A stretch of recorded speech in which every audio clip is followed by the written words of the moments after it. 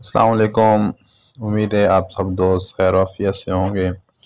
آج کی ہماری مختصر حدیث ہے جس میں آپ کو میں بیان کرتا ہوں، شارٹ سی ہے، امید ہے سب دوست غور سے سنیں گے۔ حضرت انس بن مالک رضی اللہ عنہ سے روایت ہے کہ رسول اللہ علیہ وآلہ وسلم نے ارشاد فرمایا، اللہ تعالیٰ نے بچت دانی میں ایک فرشتہ مقرر فرما رکھا ہے اور یہ عرض کرتا رہتا ہے کہ اے میرے رب، اب یہ نطفہ ہے، اے میرے رب اب یہ جمع ہوا ہے، خون ہے، اور اے میرے رب اب یہ گوشت کا لوتھڑا ہے۔ اللہ تعالیٰ سب کچھ جاننے کے باوجود فرشتہ اللہ تعالیٰ کو بچے کی مختلف شکلیں بتاتا رہتا ہے۔ پھر جب اللہ تعالیٰ اس کو پیدا کرنا چاہتے ہیں تو فرشتہ پوچھتا ہے، اس کے متعلق کیا لکھوں، لڑکا یا لڑکی، بدبخت یا نیک،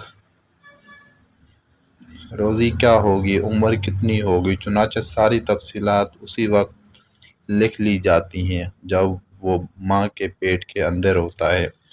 یہ بخاری شریف کی روایت ہے۔ اس کے علاوہ ایک اور حدیث مبارکہ ہے۔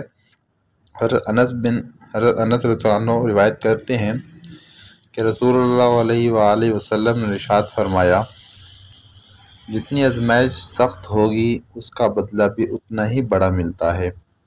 اللہ تعالیٰ جب کسی قوم سے محبت کرتے ہیں تو اس کو آزمائش میں ڈالتے ہیں، پھر جو اس آزمائش پر راضی رہا اللہ تعالیٰ بھی اس سے راضی ہو جاتا ہے، اور جو ناراض ہوا اللہ تعالیٰ بھی اس سے ناراض ہو جاتا ہے۔ ہمیں بھی اللہ تعالیٰ کا ہر حال میں شکر ادا کرنا چاہیے۔ ایک اور حدیث مبارکہ ہے۔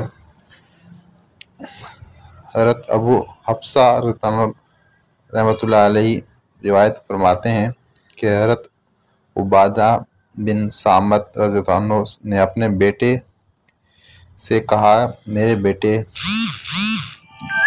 تم کو حقیقی ایمان کی لذت ہرگز حاصل نہیں ہو سکتی جب تک کہ اس کا یقین نہ کر لو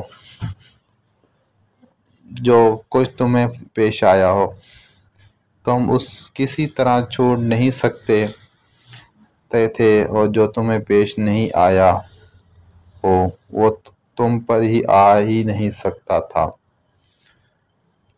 میں نے رسول اللہ علیہ وآلہ وسلم کو ارشاد فرماتے ہوئے سنا ہے، جو چیز اللہ تعالیٰ نے سب سے پہلے بنائی وہ قلم ہے، پھر اس کو حکم دیا لکھ، اس نے عرض کیا، پروردگار کیا لکھوں؟ ارشاد ہوا، قیامت تک جس چیز کے لیے جو کچھ مقدر ہو چکا ہے وہ سب لکھ۔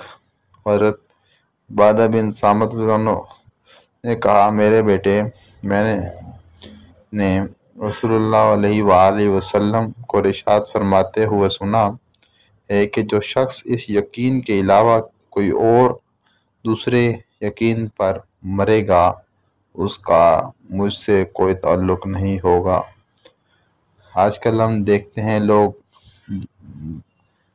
مزاروں پہ، بڑے بڑے پیروں وغیرہ پہ، اور آج کل جو نجومی وغیرہ ان کے کہنے پہ اپنے پر سب کچھ ہو یقین کر لیتے ہیں، جیسے وہ کہتے ہیں پورا آگے اپنا وہ پلان بتا دیتے ہیں۔ ان پلانوں کو بجائے ہمیں اللہ تعالیٰ کے پلان پر یقین اور ایمان رکھنا چاہیے، اور ہمارے اس سے ایمان مضبوط رہے گا۔ دعا ہے اللہ تعالیٰ ہمارا۔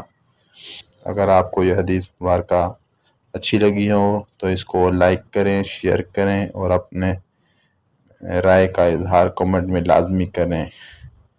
ملتے ہیں اگلی ویڈیو میں، اب تک کے لیے اللہ حافظ۔